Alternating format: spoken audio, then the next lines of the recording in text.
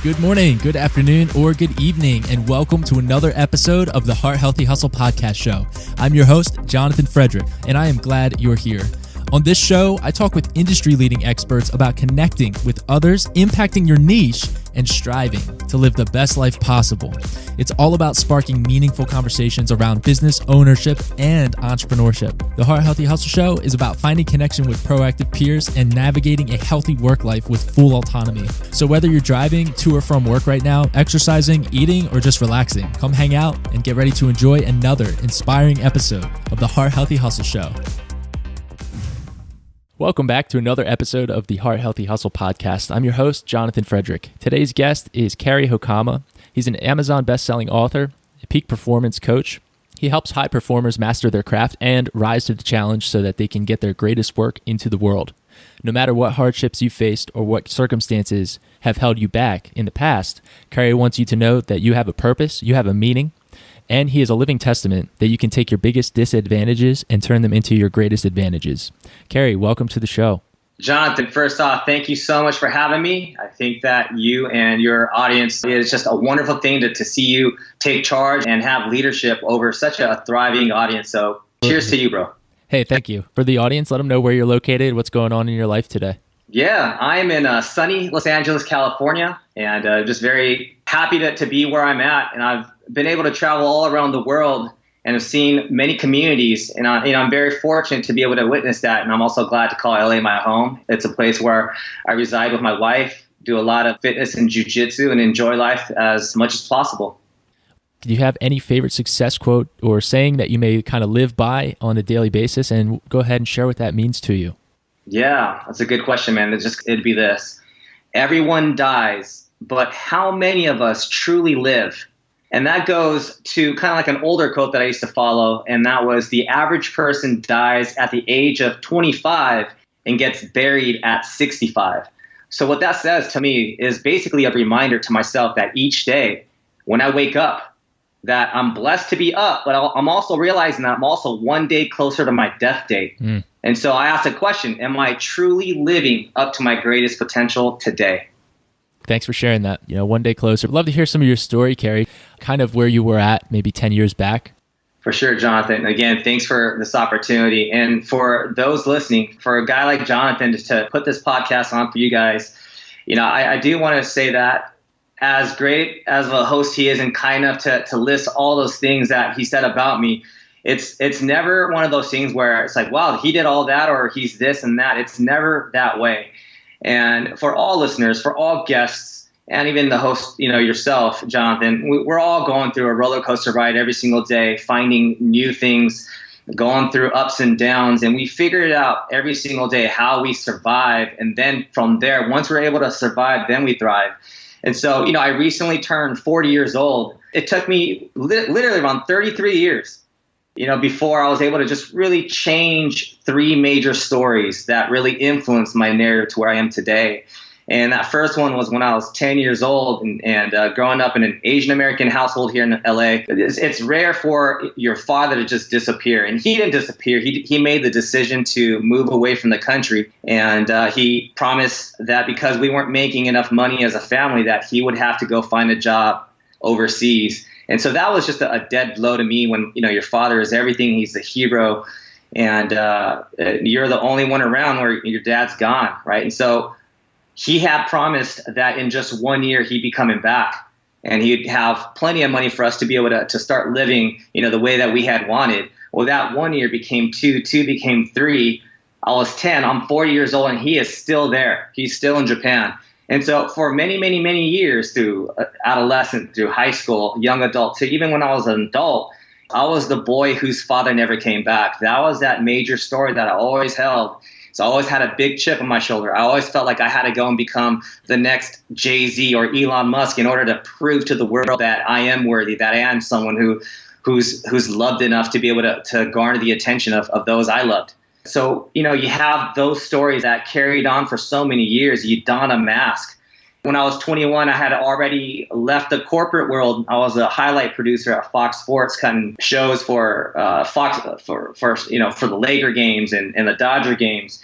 And I left that opportunity to pursue music as a rock star. And so I became a lead singer for the next 8 years, Jonathan. I did everything I could to garner the attention of all the major record deals and record labels. And so I could become the next Bono. I always had that chip on my shoulder that, look, if I'm going to go out and have an ordinary job like my mom and dad, that there's no way I'm going to be able to survive. That my narrative is that if I go and work a regular job, that if I get married, that my family is going to break up, that my kids are going to be without a father one day. And so that's what I pursued. And for the next 8 years, that was my world, to play in front of the biggest crowds. And we played at the biggest clubs here in Hollywood, well on our way, until, one by one, Jonathan, every record label turned us down. And being an Asian American lead singer in the early 2000s, we weren't marketable. And so they would say, hey, you guys aren't marketable. There's no money to be made off of your brand. And Cary, you're just not a good enough lead singer. And so from that narrative, I was just never good enough, that I am not a marketable person.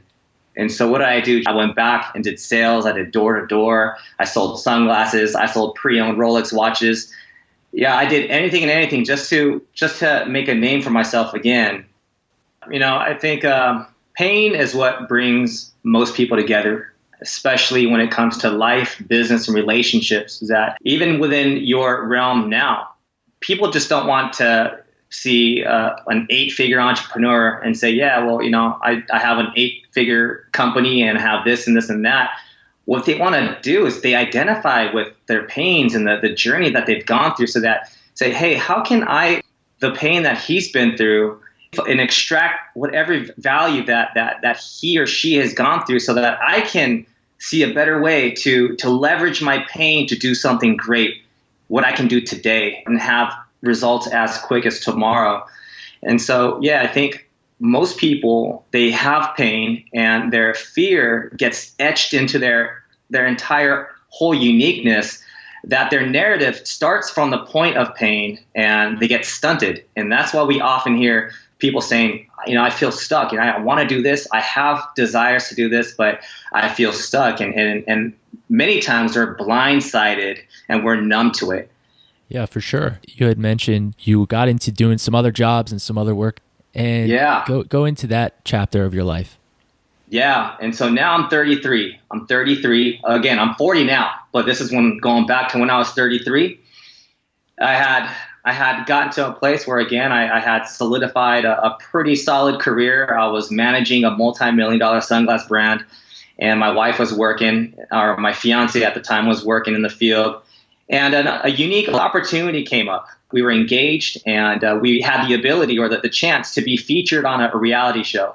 This is a wedding reality show on the Oprah Winfrey Network.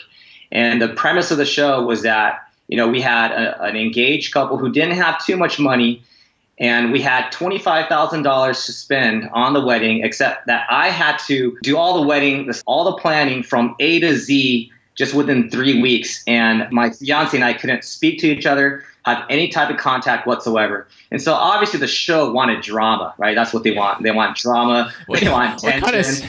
That is so sick. Like, you guys can't talk for 3. Yeah. So I thought it was just a complete, like, loose type of atmosphere where, they made us say goodbye and kiss and hug on camera. And I thought, we could talk again after that. But that was it. Like, they took her away. I got taken away. And I was like, holy crap, this is for real. And so for the next 3 weeks, I am scrambling, trying to get this wedding together, invitations, picking out her dress, picking out her bridesmaids' dresses, and food and entertainment and all that. And the next time I saw her was on camera when I saw her walking down the aisle. And of course, the wedding went great, Jonathan. Everything had gone according to plan, and I thought I smashed it. I thought I did a great job, and I did for the most part. Now, here's the thing. When the show came out and it aired 2 months later on national TV, I was vacationing in Korea at the time, and so we watched it online in Korea. And man, Jonathan, they completely turned the plot of the story. I was the complete antagonist and the jerk husband who only cared about spending money for my boys and I. And it was a complete just annihilation of my character. Unreal.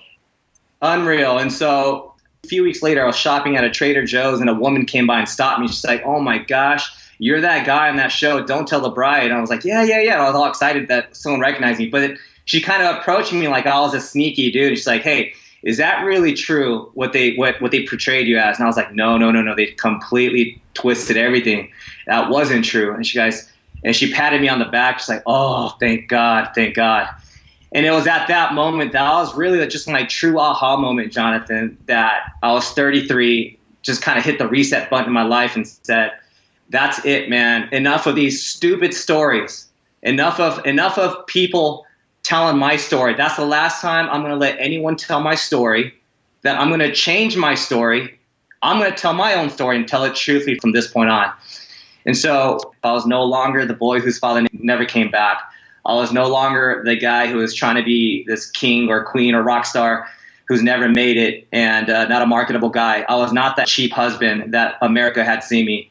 And I was going to be a kingmaker. And so from that point on, I really engrossed myself in doing things with integrity, doing things the right way. It was in that moment, that era of my life, that I wanted to spend the rest of my life building champions and kings and queens of a future generation. And so that's how I built my fitness and personal development platform. That's really amazing how that story turned around there and started with you taking full responsibility. Would you agree? Oh, absolutely, man. And which is why I have a book called Own Yourself. It's to master your character. I want to get into your expertise around fitness and how you coach individuals. What are some of the main hangups that you find with your clientele? What are some of the main issues and some of the problems that they face? Sure.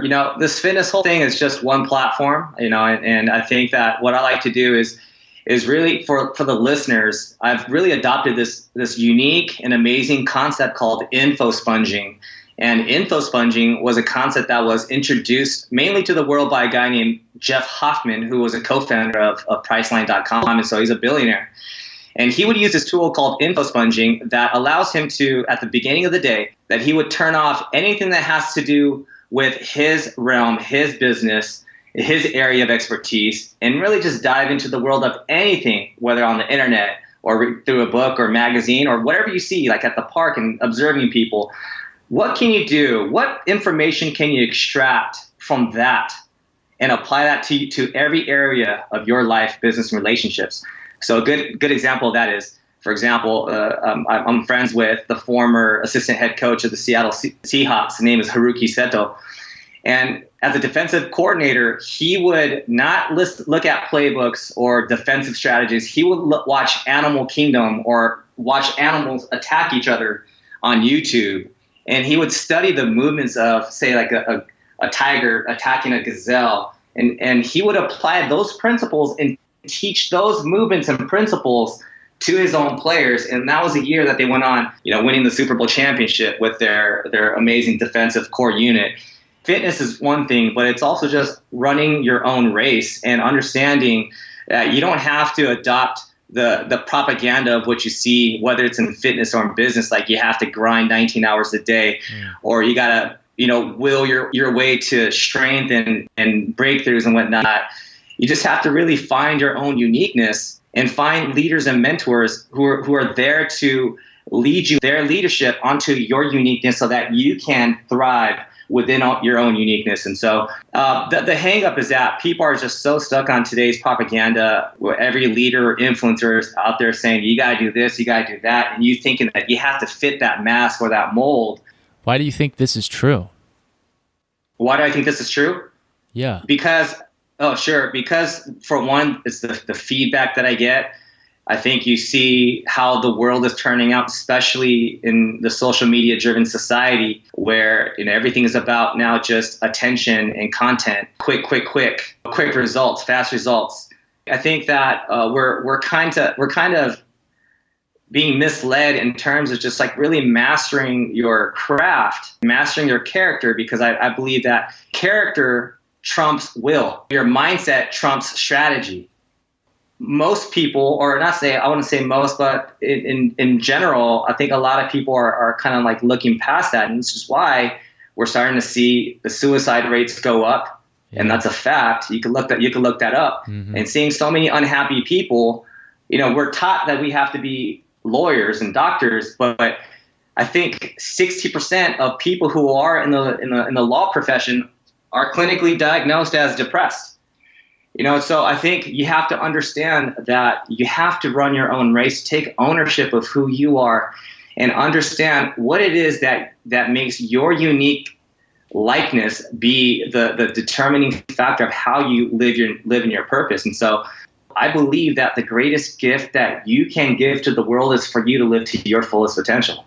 So what are some practical examples of evoking that potential out of perhaps one of your own clients? Yeah, is to start spending more time with yourself, that you really take some time reflecting and finding things that you are truly, grateful for. Yeah. It's the simple things that really matter. Most people are now getting sick and tired of hearing that just like that word gratitude is just like, oh, I've heard that so many times.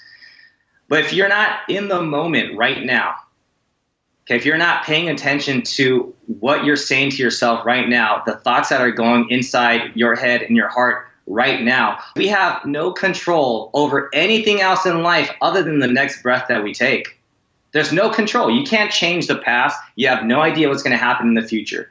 So right now, to evoke whatever it is, listen to what you're saying. So if you're listening to this right now and all these thoughts are saying this, take your time right now and say things out loud so that you can hear what you're truly saying. Yeah. Because now you could filter out, that's kind of a lie. I've been saying that, but that's kind of a lie. You could filter out what the lies are so that you can start acting according to the truth. I like that technique. Go ahead and speak out loud what you're actually telling yourself, your self-talk, and check it, like take thoughts captive, make sure you're not just agreeing with every thought that comes into your mind. What would you say, Cary, to somebody who, on my show, I don't get into it a whole lot, but since you brought it up, I think that the suicide rates in entrepreneurship especially is also going up. So it's not just people who aren't living their purpose, it's also people who are trying very hard to. And I think there's a lot of health that gets put to the side when people prioritize getting more done.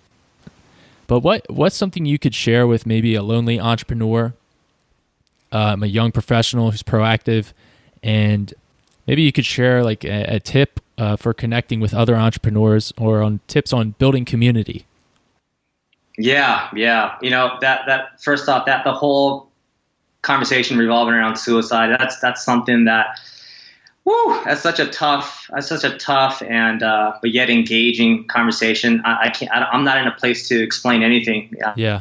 I'm not clinically depressed. I have no idea, what that's like and how heavy that is. But I do have people who've lost their battle.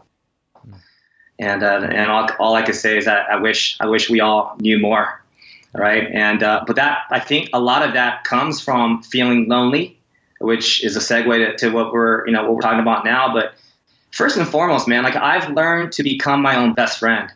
And I said this earlier too, to spend more time with yourself. And what that means is I'm not talking about read more books or go watch more YouTube content. Listen to yourself. Listen to what you are saying to yourself and then go deeper with that. What more engaging conversations can you have about yourself?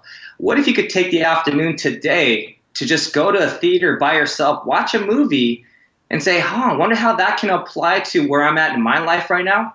What does this character remind me of? Who is this person? Does this be like my mom or myself? How can I learn? What conversations do I need to have today so I could be in a better place later today? You become the best, your own boss, your own cheerleader, embrace that, and then start plugging into communities of other leaders and entrepreneurs and peer mentors by then first contributing first and almost being irreplaceable to them as an asset no matter what. And that doesn't mean you have to have better skills or more money or accolades, but that you're the most supportive person that they can feel you are committed to. And it's if you have that serve first, contribute first mentality, then everything else will be given to you in return. And so that's how you would really just kind of get over past the loneliness and be plugged into a community of thriving people who you can add value to first, and that'll come back tenfold. But second, get used to being alone. It's going to be again, the world's greatest yet most turbulent roller coaster ride until the very end, until your very last breath, if you are an entrepreneur.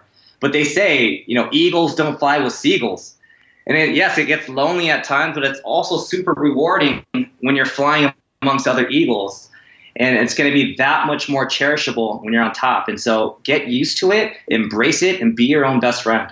That's good advice. I've been noticing a lot of personal gains in my life by taking better care of myself. A lot of that loneliness that you go through, just understand that you're not alone and you're not the only person that's going through that. And, talk about it. Tell people what you're going through. Share your struggles and be open with your friend groups about that. Yeah, Cary, so I want to go into the Heart Healthy Hustle round. I'm going to ask you a series of rapid fire questions. So are you ready for the Heart Healthy Hustle round? Yeah, for sure. Definitely. First category is heart. What activity do you use to care for your internal characters? Perfect. The number one thing for me is rest. The current propaganda, is to hustle, grind, don't sleep 19 hours a day, work be a lion, all that kind of stuff. All that, it's cool. It works for some, definitely. But at least for me, and especially now that I'm getting older, my body, it's taking a little bit longer for my body to recover. I truly enjoy my 8 hours of sleep. I enjoy occasionally watching Netflix. A few years ago, again, I was in the camp of watching zero TV, cutting off cable, saying no to all your friends because you're a hustler and a grinder. You think that's cool, but at least, within the past year, man, as you gain a little more wisdom, as you begin to find gratitude in, your old friends and the communities that you plugged yourself into and who brought you up, there's no such thing as self-made, and it's also just kind of gravitating towards understanding that we are all community made. And so for me, it's just rest and getting plugged into that thriving, amazing community. I had a guest share, Cary, because everyone can say that, but then how do you go do that? Not everybody knows how to actually do that. So I said, what would be an example? How do you find those people? You have to first put in the work and, like you said, contribute. And then you'll find those people like that. Then income will arrive. Then you'll find those types of people. But first you have to actually go through that lonely process of producing and executing consistently on something, mastering your craft, and then working from there. I had never heard it put that way, because for me, I was like, oh, you're the quote, you're the average of the 5 people you surround yourself with, where there's a lot of truth in that. It's also important to realize that you don't just get better by creating a meetup of people who are above you and sitting in the room with them. You have to actually be producing and executing, mastering your craft. So yeah, that's great advice. Absolutely. And to add to that, Jonathan? Yeah, go ahead. It really is. Now we live in a world where people can snip out BS right away. And I think that, truly engaging in the most genuine way and to be current and be present when you're engaging with somebody, that's how you're going to win people over, no matter where you are, no matter at what stage or generation we're in. 100%. Again, the reason for this show is to counter that propaganda of 24/7, 365 with, understanding the importance of true rest. Yeah, taking time to rest and realizing that it's biologically required for us to do that if we want to be peak performers. That's one of my missions with this show, is to provide advice surrounding that and building the self-awareness to understand how and when you need to do that. For the health category, how do you maintain your physical health and avoid burnout? Do you get outdoors a lot? I do. And again, we talked about mindset over strategy, character over will. And so I've adopted just kind of like that. I am a life practitioner in every area of my life. And so since my background is in fitness and sports, and I still train 5 days a week, I train 25 private clients, and I do jiu-jitsu 3 to 5 days a week. And that's been a lifelong lifestyle for me. So when I'm in just absolute bandwidth mode, as you would say, I rest. And key to remember is that proper rest is strategy. Proper rest is essential to optimal performance in every area of your life. For hustle, what's your main motivation for doing what you do? I hustle to create absolute freedom for me and my family, Jonathan. And now people say, well, what's freedom, right? So freedom to me means the ability to decide who, what, when, where, why, and how on my terms. And then helping others who are just like me. And that's why I hustle every single day. Respect. When you're training, also, guys, for those of you who are maybe not aware or maybe missed over what Cary said about jiu-jitsu, you're training many clients, and not only that, you said 3 times a week you're in the jiu-jitsu gym. Oh, at least, yeah. I train 25 clients privately. And then I myself do fitness 5 days a week. And I train jiu-jitsu about three to 4 days a week as well. That is a ton of physical activity. And when you go into the jiu-jitsu gym, you're not just standing on the wall.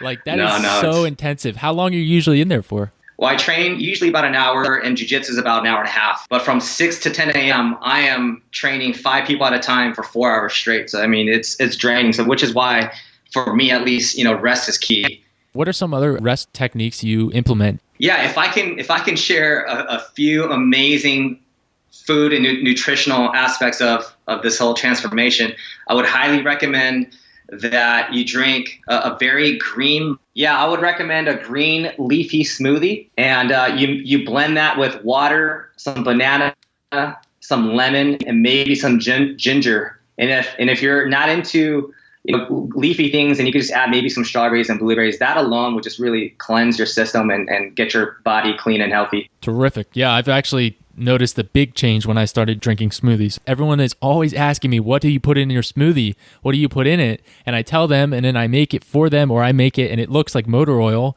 And they're like, oh, that's disgusting. And I'm like, yeah, but drink it and see how awesome it is. A lot of people will grab a smoothie from Smoothie Shack, and it's like 60 grams of sugar. It's worse than a soda. Oh, heck yeah, dude. And here's the thing too, Jonathan, is that here's another hack. People are like, well, I just drink my protein shake. Well, that's great. So a scoop of protein will give you about 120 calories and 24 grams of protein. But now stick your handful of veggies in there. You can barely taste anything, but now you just stuck a bunch of leafy, green, alkaline vegetables in there. That's going to really help fuel your system as well. And you could barely taste it. Spinach is very neutral too. Yeah. Totally, man. Totally. What are 3 of your most influential books and why? I'm a very, very person-driven person, passion people, and that's how I've always just kind of, stuck to how to build the base point of my business. And so with that, in no particular order, I would say, and I'm an old school guy, Jonathan, so here we go. So it's How to Win Friends and Influence People by Dale Carnegie. And you can actually insert the words now, How to Win Friends and Influence People on social media. You could use the same strategy and apply it to social media and still get the same results, I believe. And the second book is The Magic of Thinking Big by David Schwartz. It's such a simple but yet powerful exercise for you to exercise your mind. The size of your thinking is what's going to dictate your outcome and your results. And the third book, it could be a toss-up of any 20 books, really, but the one that I read most was a fascinating read. If you could get past the swearing and the gimmicky type of approach, The Subtle Art of Not Giving an F by Mark Manson, that's a fantastic book. But all I can say is this, Jonathan, don't become the person who reads 12 books a year or 1 book a month, read just for the reading. That does nothing. Okay? I would rather have you guys read 1 book over and over for the next 2 years and really apply the principles and the meat of it into your own life than to just keep reading new material every time. Same with social media content, because you're just really just going wider, not deeper. Good point. If you're listening right now to this show, this is your 10th podcast of the week and it's only like Wednesday or even Friday, stop listening to my show and go do something. Like, you will not regret it. I've actually done that. I've used guys' shows to get me up to a certain point and all this knowledge, and then I start to implement some of the stuff, and then I'll, like 2 months later, I'll turn it on and be like, wow, I haven't even tuned into the show for so long. Well, please, guys, click the download button. That's awesome. You don't have to listen, just download the show. And then but no, like exactly like you said, Cary, like get out there and implement, execute, and take action every day. Calculated action, not just, oh, I'm going to do this because I read this in the end of that book and this and that. Try to take structured action there will be more effective, in my opinion. Did you know that How to Win Friends and Influence People has a new revision? It's in the digital age. No, I didn't. I got to check that out then. I'm telling you, you will love it because you're exactly right. I think it was written in like 2014, so it's not completely up to date, but I mean, Facebook is pretty much where it was in 2014.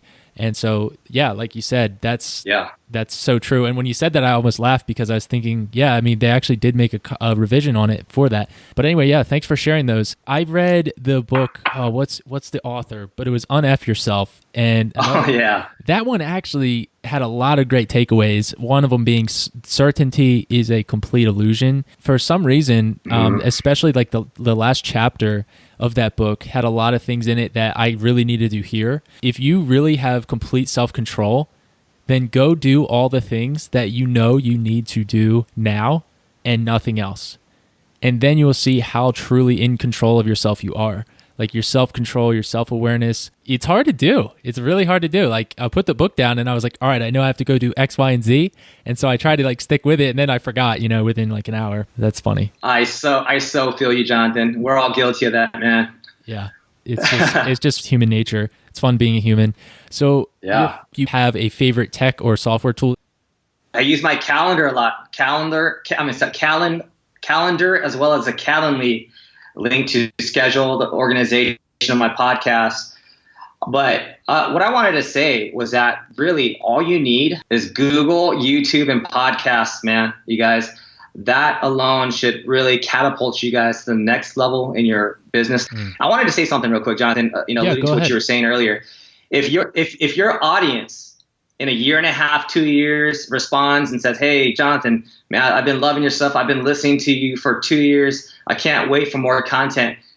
I want to let you guys know that Jonathan is not going to be thrilled with that. He would rather have you say, Jonathan, I listened to your show for 4 months, and now this is what I'm doing. I think you'd be much happier and much more fulfilled hearing those types of results, right? For sure. And how long have you been podcasting, Cary? I've been podcasting for over 2 years now. What are some of the feedback that you've been receiving to that effect? Yeah, for now, I mostly get, man, this is so inspirational. I get so much out of it. I'm still on the newer side, so I haven't heard anything like, hey, I started my own business and doing this. I do get a lot of feedback saying how inspirational and stuff it is. But we're not, obviously inspiration has its place in our world, but really it's what can we do to decide and execute today? And that's really what we're trying to do. And if we haven't been doing that, then obviously we have some work to do. For sure.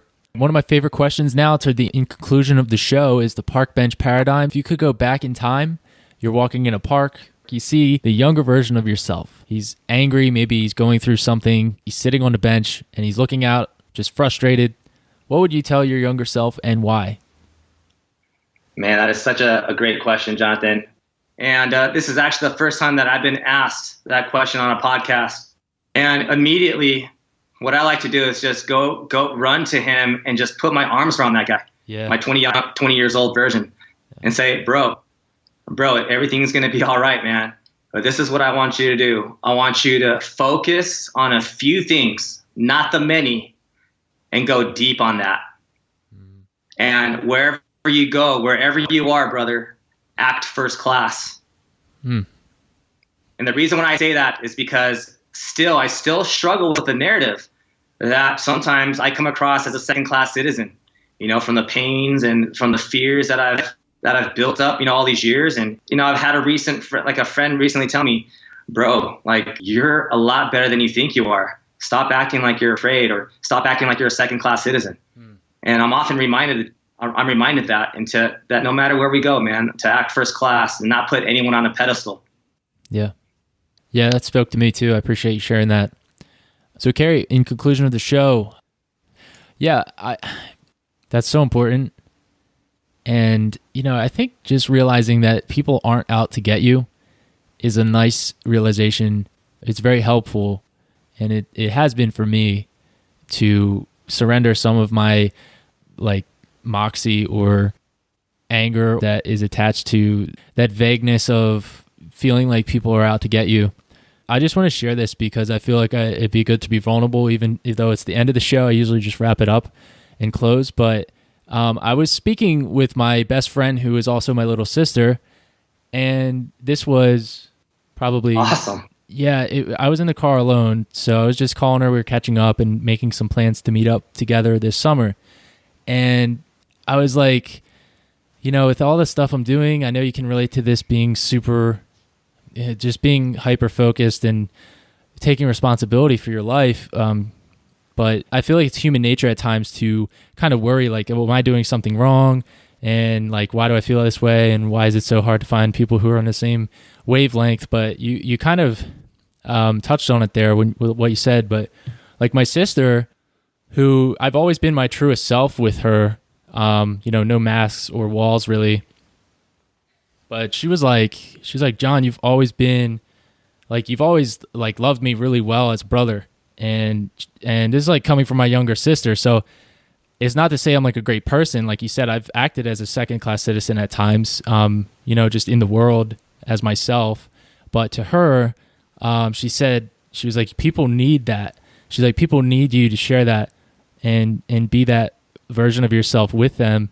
And I honestly just like, I didn't say anything because I thought I was going to lose it, because I was like, wow, like I really needed to hear that, even though it's like my younger sister.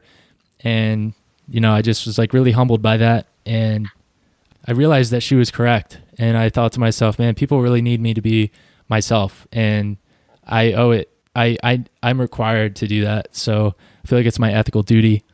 But that being said, yeah, just felt like sharing that. But anyway, Jonathan, hold on. Before Jonathan, so so is that why let me ask you this. I would say I would almost bet on everything that, you've had to take on that brotherly kind of responsible type of role and leadership to your sister, and along the way, because I'm an older brother too. And, for whatever reason, I'm willing to bet everything that in your sister's eyes, you are just her hero, man. I just want to let you know that. And for you to be doing what you do, and as smart as you are, and to be able to at such a young age engage in such a powerful platform as this, you're touching lives more than you think. And I just want to share that with you. How young are you, bro? 26. Yeah. And so 26, I'm 40 and finally starting to realize what this life is about. And many times, as an older brother, absolutely, man, as an older brother, we have this tendency to almost play dad at times, to try to show that we're this tough, protective brother. And the more you are just absolutely you show how much you love your sister for who she is, she already thinks the world of you. You know what I mean? And so thanks for sharing that, because that really illustrated what my relationship with my sister was like too. And so thanks for that. Wow. Yeah, for sure. Thanks for the affirmation. So Cary, how can my audience get in touch with you and share something you're excited about that you're currently working on? Yeah, right now you could definitely hit me up at caryhokama.com. And the best way is, I guess, through social media, Instagram and Facebook. But I really want to get to deeply engaged, personally via email. And that's at caryhokama.com. I'd love to hear from you and just really engage however you need be. And I'm here for you guys. And what gets me going is to really, now I've as a coach, as leaders, you always have to have, a coach on top of you and other peer mentors. I hired a world-class speaking coach this year. And so I'll be flying out. I'm really excited to receive world-class coaching on how to speak and how to properly present. And I'll be flying out to Florida 4 or 5 times this year in training workshops, and really just kind of elevating my speaking brand starting next year. So that's one thing that I'm really engaged and excited about. Wow. Well, I just want to acknowledge you with everything you're doing currently. And I have no doubt that that'll all integrate very well into what you're about to get into with your speaking and just elevating your speaking brand. So Cary, I want to thank you for being on the show and just being with us today, sharing your story. Thank you. Absolutely, my brother. Hey, mad love and respect to all you guys. If you guys are in America or wherever in the world listening to this, you guys already have an upper hand. So go and crush it. Thank you for listening to the Heart Healthy Hustle podcast. If you made it to the end of this episode, I want to say thank you. And also, I want you to ask yourself why. What about this episode really stood out to you? I want to challenge you to take action on that thing. If you enjoyed this episode, I'd really appreciate your time and consideration to go ahead and leave a helpful review in iTunes, so it really helps the podcast grow and we can impact even more people who need this. Thank you guys for all of your support, and I will see you in the next episode.